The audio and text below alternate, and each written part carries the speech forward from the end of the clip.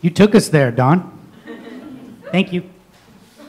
Okay, so with that, from those really provocative questions, and how radically difficult it is to try to regulate constitutively transnational forces, I just want to remind our discussants that we went from there.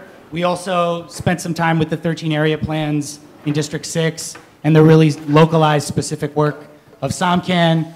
Brad provided us with some interesting examples of cross-class effective collaboration in the rezoning of the Tenderloin and the ring neighborhoods.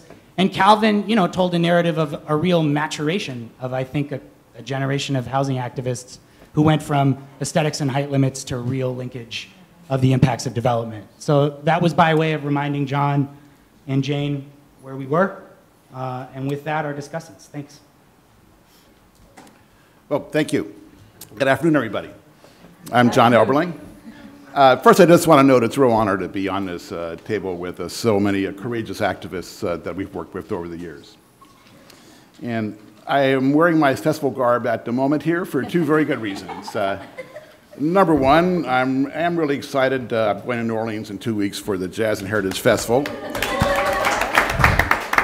And I'm really doing it to honor that wonderful city, which I'm sure you know is itself fighting for its future and to maintain its treasure of unique culture and its spirit. Just as San Francisco is, but under dramatically different circumstances, of course, after a natural disaster and a ruthless capitalism disinvestment, and as under the control of a Tea Party state governor who is determined to wage the war on the poor of New Orleans instead of the war on poverty. They are up against a terrible challenge for their future. We here, on the other hand, have the exact opposite problem of a capitalist society. We have the gold rush to deal with.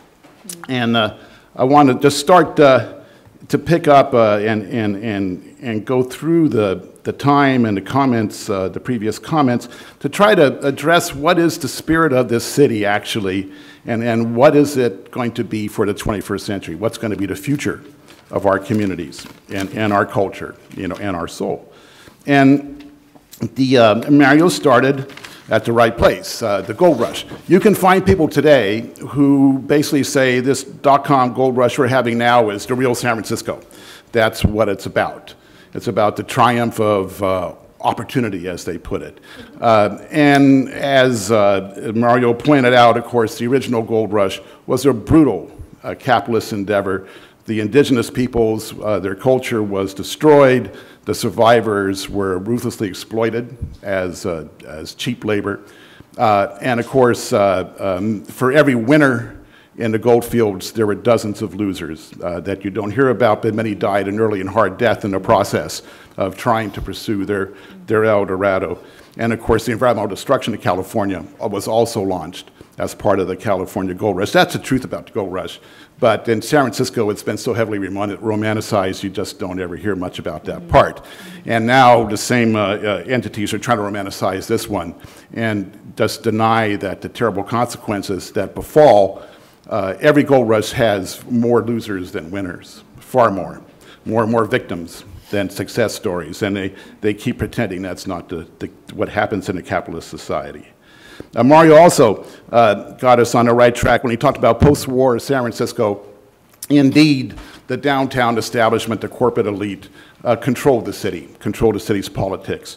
And the manifestation of that began in the 1950s when, as Calvin mentioned, the freeways were driven through the city. The freeways that were built, you must realize, tore down thousands of units of housing, actually, as they went through the Highway 101, Highway 280, and of course, many businesses and industrial establishments as well.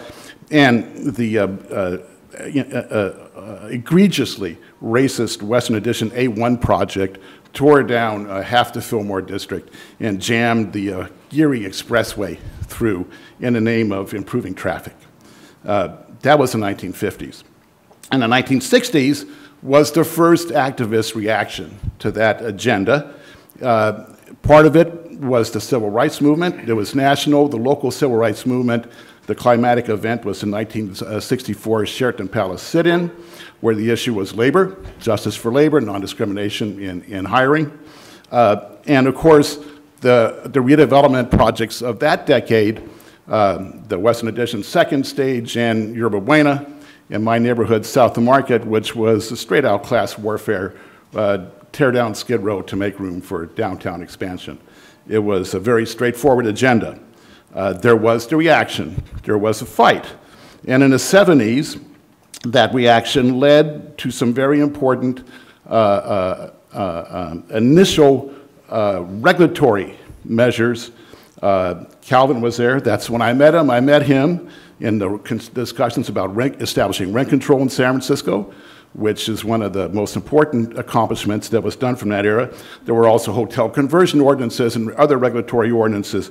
But most of all, which is neglected to mention tonight, was the establishment of district elections of supervisors, which was explicitly to empower the city's communities to offset the tremendous influence of the establishment, the economic establishment of the day.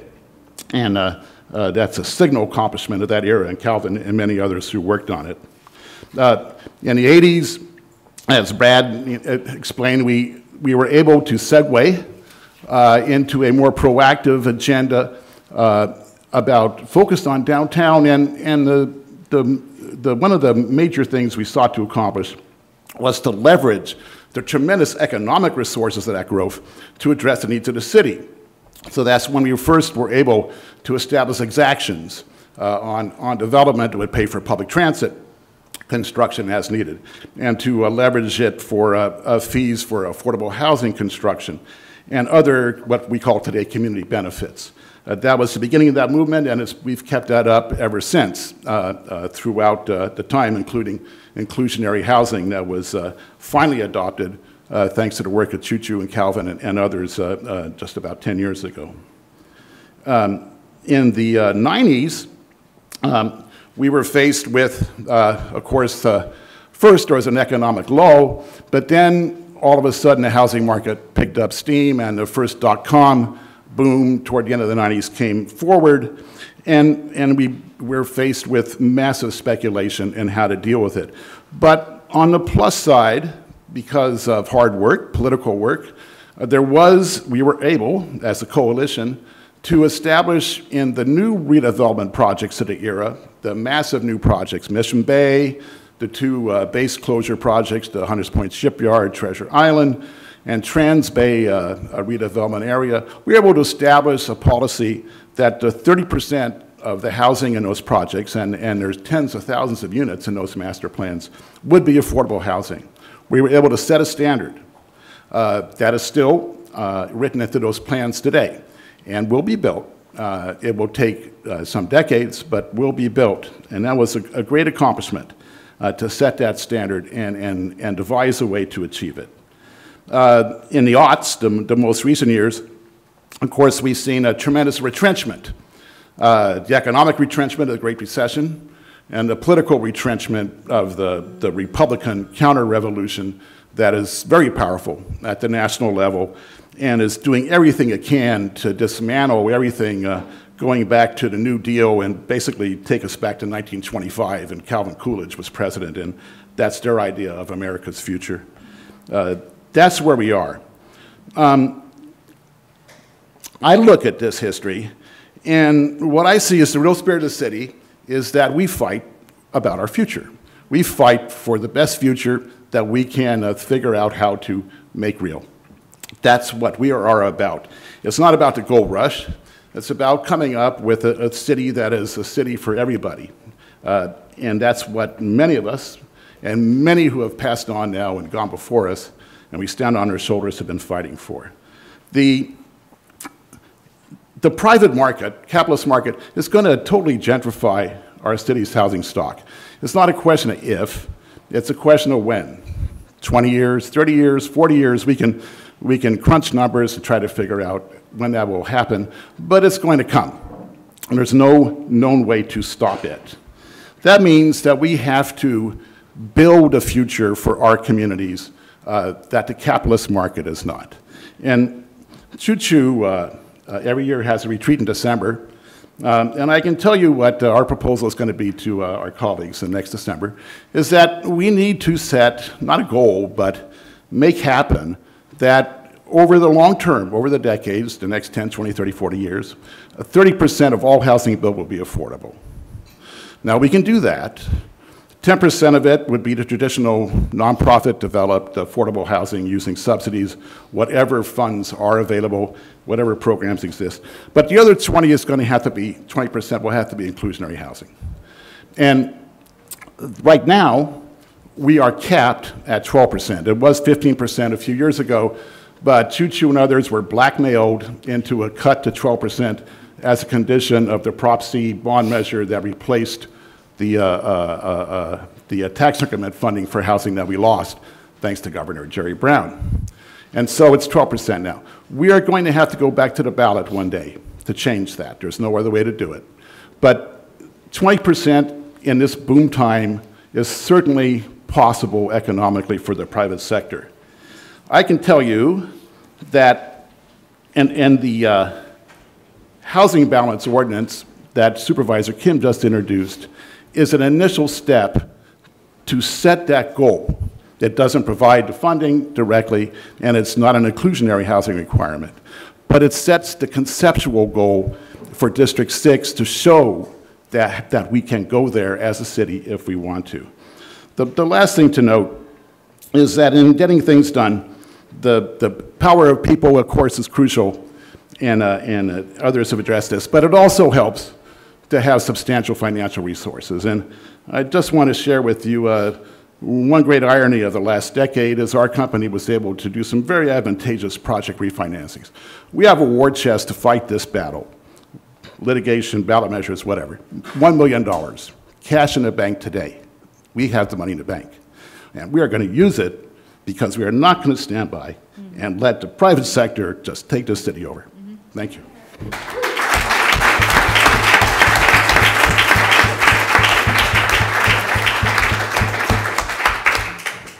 Right on, John. Thank you. And with that, our final discussant, Supervisor Kim. You know, as has been mentioned, Supervisor Kim introduced this housing balance measure just 2 days ago. And as was anticipated, you know, attacks have already started. I read in the Business Times yesterday that housing advocates, one of whom was the executive director of SPUR, and the other of whom is the chairman of the Emerald Fund, you know, are already pushing back, and that's just the truth. And so, thank you to Supervisor Kim and her 4 co-sponsors. Yeah, take it away, Jane. Thank you. Yes, we do have 5 co-sponsors for this legislation, which is really exciting. But we know that we have a really big fight ahead of us. And part of the fight will be in the discussion, of course. And it's going to be a very interesting conversation on what it means to have balanced housing production here in San Francisco.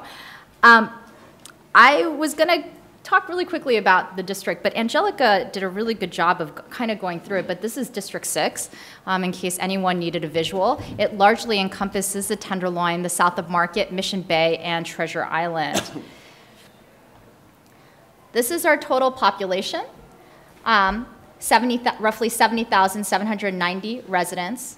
6% are families with children, 26% are families, 47% single-person households. This is our median household income.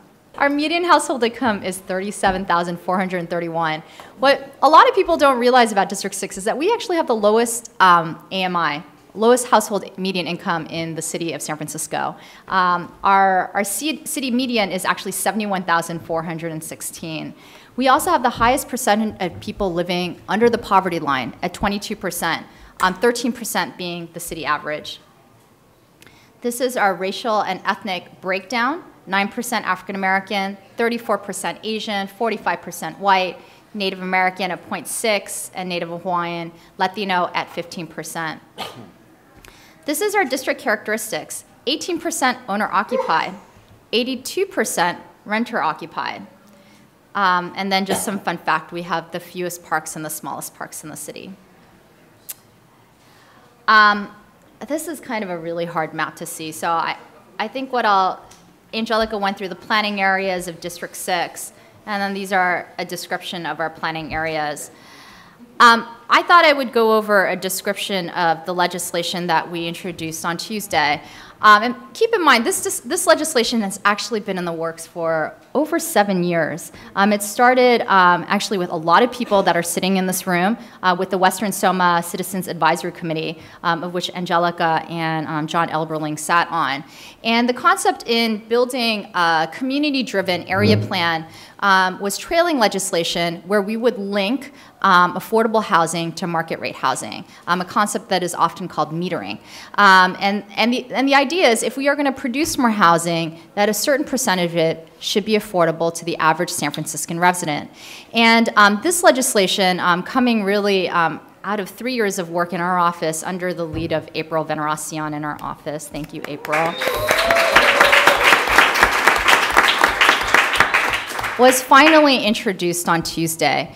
And the whole concept of it is this. We know that part of our housing crisis is, as has been framed, the production of new housing. We want to see the production of new housing. But we also know that the production of new housing in and of itself isn't going to make the city more affordable. We've had the biggest construction boom that this city has ever seen in its history over the last couple of years. A boom that John Ram has said that he has never seen in any city in this country. And yet that has not produced more affordability in the city, as Angelica has really eloquently articulated. So what we are talking about is a baseline. It's not even a goal. Our goal is 60%. 60% of all new housing built should be for residents between 0 and 120% AMI, which is a broad range, but we're not even building for folks that are making $82,000 a year, and that is crazy. So this legislation, again, it's a floor, it's a baseline. This is our commitment. We believe in production in San Francisco, but we are committed to a floor that at minimum 30% of all new housing that is built will be affordable to residents at 0 to 120% AMI. And when that doesn't happen, we trigger a conditional use authorization process in which the Planning Commission has to justify why 100%, and I appreciate the reframing, not just market rate, but really luxury market rate housing should be built when we are out of sync with the floor of what we have historically built, not just in District 6, but in the city. A really quick recap, between 2006 and 2013, we built roughly 10,000 units of housing in the city. And of those constructed, actually 32% was affordable. This doesn't include what's in the pipeline, just what's been constructed since 2006. So we want to minimum hold to that line. And you know, it's really interesting because I'm of course reading the news, and I think the criticism that we're getting was completely expected, that we are going to make things worse. We are going to make it worse to produce housing, we're going to make it harder to build market rate and therefore affordable housing in the city. But my response is, we're actually helping developers. It is going to be harder to produce more housing if we don't reframe who we are building for. And I think we ultimately saw that in the Prop B and C campaign last November. Now, the mantra of the campaign that we saw was no wall on the waterfront.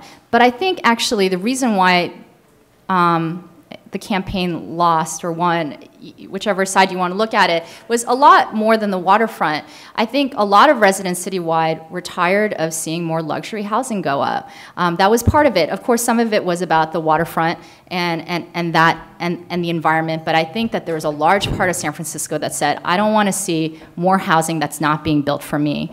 And that will continue to happen if we don't change the frame of housing production. So I actually say if we don't pass this legislation, that we will make it harder to produce in San Francisco. So that is the framing of what we presented on Tuesday.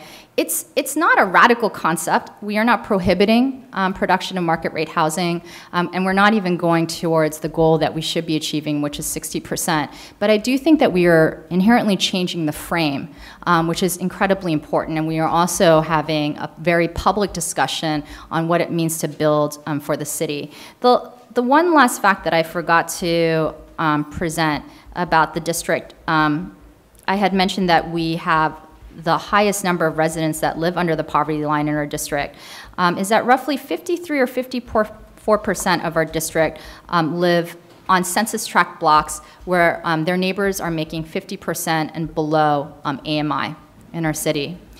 But on the other hand, about 43% of our residents live in census blocks where residents are actually making 122 to 166% of AMI. So District 6 in many ways represents what the panelists have been talking about, which is the growing inequity, but also the loss of the middle.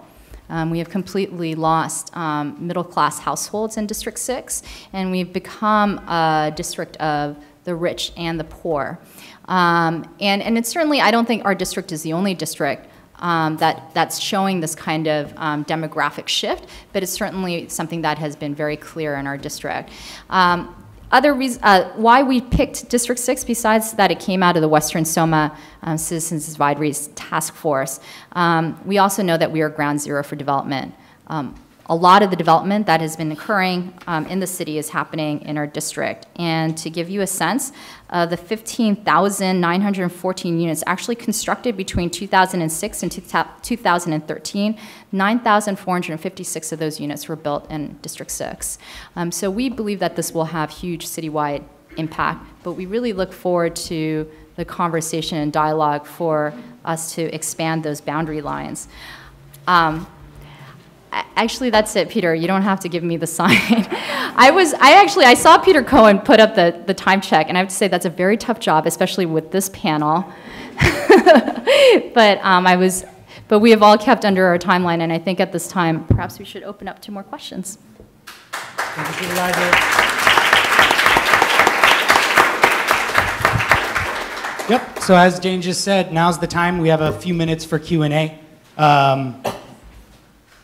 Yeah, please direct your question to a particular panelist if that's how you want to do it. Otherwise, I might take moderator's prerogative and try to shift it around. Anyone? Okay, we got one right here. Yeah. All right. I just had to ask Jane if the homeless were renters or owners. I don't think that they were included. My guess is not included in our statistical. That's pretty scary to have them disappear, because that might be what happens. You should fix that. Sage words. I'm going to go to the back, and I'll be right back.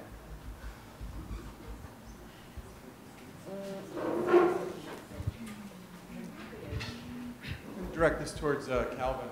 Isn't the Prop B just a huge distraction from what this panel's trying to achieve?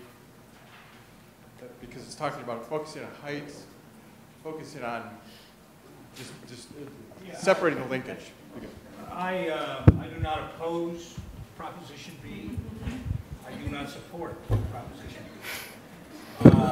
I believe what it will set up for Supervisor Kim and whoever the supervisor is for District 10, which is where all the development that is going to be over height limits on port land will occur, will be one headache after another. Every developer will, I mean, we've seen this, we saw this in the Lennar deal 4 years ago, 5 years ago, in which Lennar ran around town and did a quote-unquote community benefits package.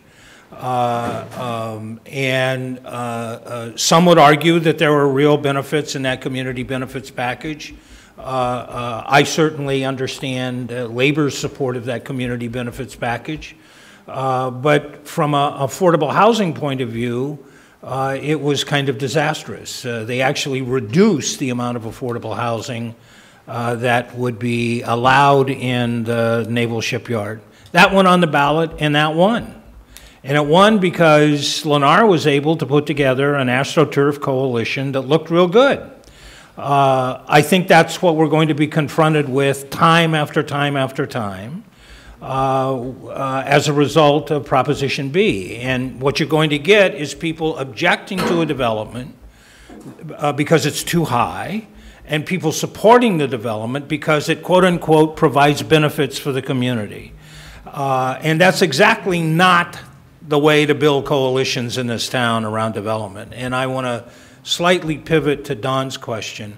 I want to point out to you, Don, that I believe what you're talking about, raising people's consciousness in local fights to a national and international level is exactly what has happened in San Francisco. People forget, 1956, the Republican Party held their convention in San Francisco, and we had an uninterrupted 100-year supply of Republican mayors. There has not been a Republican elected to citywide office in this town since the freeway fight. And in large measure, that has been done because neighborhoods of color and neighborhoods of white people have been radicalized by fighting development issues. You cannot fight a development issue and come away pro-capitalist, or more importantly, pro-market.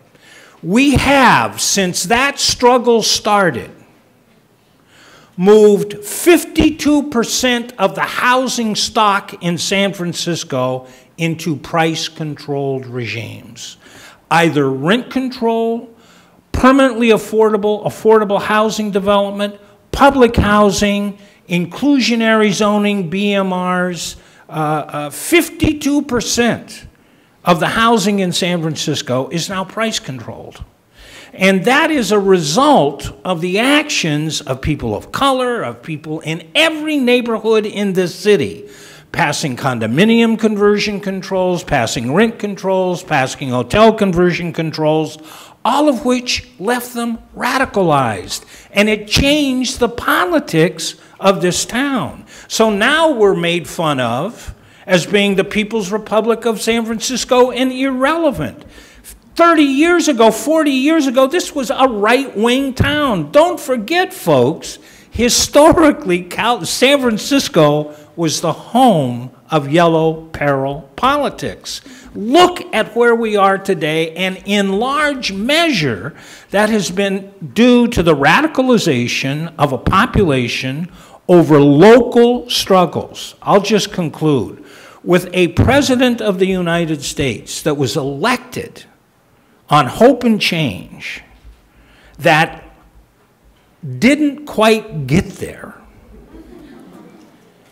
because he did not quite understand that national politics is controlled by the legislature and that the House of Representatives is a locally elected body. It's elected locally. Go back and take a look at who was congressman from San Francisco before the freeway fights and who's been congresspeople from San Francisco since. We've done all we can. We need to link up with folks in other parts of California, but the struggle over land use radicalizes people locally, and they don't look at capitalism the same. I want a red army, however. Thanks, Calvin. I don't know if any of the other panelists want to chime in on that argument. Got a quick chime. Quick chime, please, John. Prop B. Well, just to answer your Prop B question, what we're going to want from Forest City and the giants on poor property is 30% of those housing units will be affordable units. And DePort does not want that to happen. Believe me, DePort is against that. So if Prop B, by forcing a vote on it, gives us a better shot at getting that 30%, that's one reason I might vote for it. Thanks, John. So with regards to the Housing Balancing Act, or Balancing Act, that's funny, Balance Act, you mentioned that if the cumulative ratio falls below 30%, that projects over 10 units would have to go through this conditional use process. But then below it also mentions that it's not a binding process. So I'm wondering why. Is it just because it's kind of harder to pass one that is binding? I'm concerned about what will happen and why we're not passing things that are binding, that will hold people's feet to the fire. That's one question. And then, and I'm not criticizing, I'm just curious. The other is, what about linkage payments? I think it was you, Jane, who recently said to Mayor Lee, you know, why is it we're not keeping up with infrastructure while we're developing like mad? What about linkage payments and other measures that'll sort of keep infrastructure up at that level? I'm almost certain I won't be the only one that will want to answer your questions. Actually, I forgot to mention the cumulative balance. We were looking at construction of market rate versus affordable, but we were also taking out of the balance anytime we lose rent-controlled units in our district as well, which is an important piece of that. So whether you lose it to condo conversion, mergers, demolition, all of that will count toward the cumulative balance. I'm not sure what you mean by binding. The conditional use authorization process is binding. It's just that Planning Commission could choose to give them the conditional use and let them proceed with the development. I am not as well versed on this aspect of state law. There's a lot of debate about whether we can or cannot prohibit development. And our city attorneys are adamant that according to state law that we cannot prohibit development as of right. We can provide an additional layer of process and ask questions, but even the whole conditional use process is something that's even being questioned because there's other state laws that have been developed really, quote unquote, to fight NIMBYism in localities throughout the state of California. I think there's a number of people in this room that would argue that absolutely yes, even under state law, that we could prohibit that. That's not the fight that we decide to take on with this legislation, but it's certainly one that we can continue to have. The linkage fees, I completely agree, have not kept up. It's something that we were actually, April was talking about today, is something that we could take up if we had more office bandwidth. But it's something that we definitely have to look at. And also, the affordable housing, the off-site fees are incredibly off the mark. It really does not account for the construction of new affordable housing unit, which is why right now we encourage developers to build the 15% on site. But that is also a long-term conversation around what we passed recently with the Housing Trust Fund as well, which kind of complicates that conversation.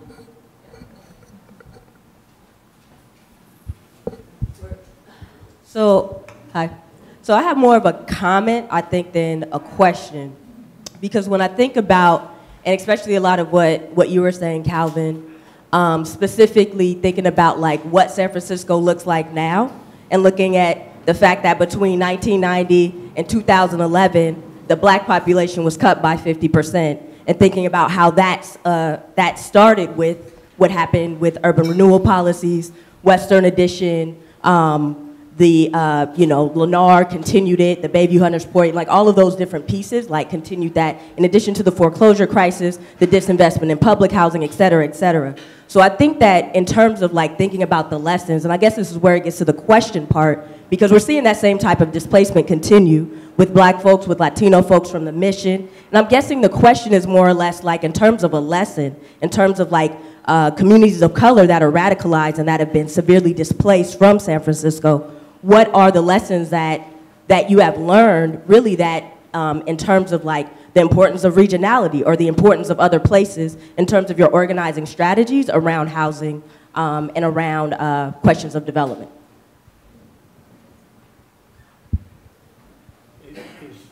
Calvin, you can take a crack at it. I also think maybe Brad might want to as our ABAG official. African American population increased in the period of urban renewal. And one of the great untold stories in this town is the successful effort in the Western Addition and in Bayview Hunters Point of community resistance to urban renewal. The fact of the matter is the black population declined in San Francisco after urban renewal ceased. What declined, and there's every major American city has seen a decline of the African American population, and there has been a national movement of African American people back to the South, and that's true in New York, Chicago, L.A., San Francisco, Oakland, everywhere else. There's something else going on about the African American population, and quite possibly it's the rise of African American political leadership in the South. Second, if you look at in terms of just simply third world population, the Latin community in San Francisco has dramatically increased in the last 30 years, both in numbers and as a percent of population, as has the Asian population, not only Chinese, but also Vietnamese and Filipino. So the white population in San Francisco has declined in the total number. So I think your predicate is a little wrong. More important to me is the class nature of that population. And what has shifted has been the socioeconomic status of every population in San Francisco: white, Asian, Latin, and black. What we're losing are low-income people regardless of race, and working class people regardless of race. And that, it seems to me, is the struggle that we have to dedicate ourselves to. And I think another lesson that we've learned recently is we have a model where we try to build new housing in communities to preserve those communities where people live there. But because of federal housing law, you have to go through a lottery. So you could build 80 units in South of Market, and maybe 10 of them would go to people who are at risk in South of Market, and the other 90 would go to people from outside the neighborhood. So one of the ideas that's being talked about more recently is acquisition rehab, going into a community like South of Market and buying up the buildings where the people who've lived there a long time already live and taking them off the private market, turning them to a permanently affordable housing. So I think that's a really promising idea, because if you think about new construction, not that we shouldn't build it, we need to build that, but the money you put into that, maybe 10, 15% of it benefits current residents of that neighborhood, whoever they are. But if you do acquisition rehab, almost 100% of the money you invest in that program stops the people in that neighborhood from being displaced. But the other issue I wanted to talk about, and we've sort of talked around it, but when we lost redevelopment, we lost $50 million a year on average. Yeah. The federal government and the state government have walked away from affordable housing. We probably got another $50 million a year from them a few years back. So we're $100 million in the hole right now per year. A study was just done that says that for us to meet the goals of the Bay Area, we need $4 billion a year for the 9 Bay Area counties to meet the affordable housing goals that we've set regionally. And in San Francisco, or I should say regionally, we're at about 800 million. So you're 3.2 billion short. And that 800 million is going down because it's state money and federal money as well. When the mayor announced his plan for 30,000 units in 6 years, 5,000 a year, he did 1/3 affordable, 2/3 market rate. But that 3,500, even if you discount 500 will be inclusionary, 1,500, excuse me, 3,500 market rate, 1,500 affordable. The 1,000 we would have to build would need about $300 million a year in subsidy. So unless we have a conversation on the table about where that $300 million a year is going to come from, we get about $20 million a year, $30 million a year from the Housing Trust Fund. We can't build that. It's a little higher than that, but you're right. We're looking at a huge annual deficit, north of $200 million a year. But I want to get back to Supervisor Kim's legislation, because to me what that does, the way to frame that is, it creates an immediate incentive for the developers in this city to suddenly get interested in finding sources of money to pay for affordable housing and helping us to stop the conversion and loss of housing right now, whether it's through Ellis Act, through Airbnb conversions, through demolition. They are suddenly incentivized to join us politically. And as you heard the other day when the statewide Ellis Act, Senator Mark Leno's legislation got through a committee, which it rarely does, there were actually people from the tech community up there arguing for it, because some of them are starting to realize that they need to be on the right side of that issue. The developers, there are a few of them probably that would support that, but I think more and more will if they know there's a consequence to not stepping in to stop the conversion and loss of affordable housing. And they realize they have an incentive to help us come up with these funding sources to create the extra 100, 150 million a year we need to come close to meeting this goal. So I think that's the way to frame it, is we're doing them a favor, because if this gap gets bigger and bigger and bigger, it's going to get uglier and uglier and uglier politically. Don? I mean, I'm not sure, I kind of wanted to respond to Calvin's point, but that's a response to a panelist, not from the floor, so I want to stick We're gonna have one final question from the floor. I think it might do us well to close it off, Don, by, if you want to close up this loop. I mean, this is the point of the question and answer session was to have some sort of rich dialogue between the audience and, you know what I mean, the panel. So that feels appropriate. Sure. So quickly, I mean, Kelvin, I'm not sure I understood if kind of your response was kind of pushing against what I was saying, because I actually wholly agree with what you're saying. So So I think when I was putting out some of the points I was making, first and foremost, I think the points come up from a place of like reflection and self-critique of the work that we certainly do in our organization, where we struggle with some of these questions about how do we actually turn around the logic of even some of the kind of organizing and power building strategy that happens in groups like ours that sit around the room. So this is a collegial discussion among friends who by and large find ourselves for the most part on the same side. And I think that some of what I was talking about, and I think that we're trying to grapple with, and that we're inviting other people to invite discussion about, is the reality that in a lot of the day-to-day work that happens even in our work, the reality is that the folks who are most who are most deeply impacted by what it is we're talking about actually just don't have the proportional level of expertise that we have here on the panel, and both the level of expertise and then more importantly in some ways the ability and the capacity and the support, broad support by our movement, frankly, by all of us, by our collective efforts together, to actually be able to develop that type of expertise, and then to actually also exercise that expertise in terms of leadership, of thinking through, deeply thinking through, like some of these actually very challenging questions. So I think when I was talking about how it is that we do the work and why it's important to think about the how and as well as the what it is that we're trying to do, what I was trying to speak to is the fact that, like, I think that that the kind of questions of consciousness and things like that, I think have to reflect in terms of like kind of how do our policy fights get developed, how do the agendas get developed, like how do we actually as a movement kind of articulate what is it that we're fighting for, and that in some ways we need to actually, I think, create new expertise in the movements. I think that, I think these are questions that are relevant for labor movement. I think these are very relevant questions for those of us working in, in communities of color, working class communities, et cetera. I think these are just relevant movement questions. I was posing it more from that perspective because I think that that's, I think that is true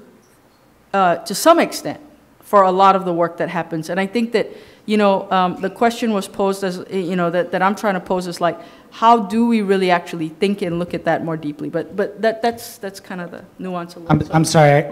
It's in that spirit of principled self-questioning and provocative exploration that we're going to end tonight. I want to thank all of our panelists and discussants. And I want to.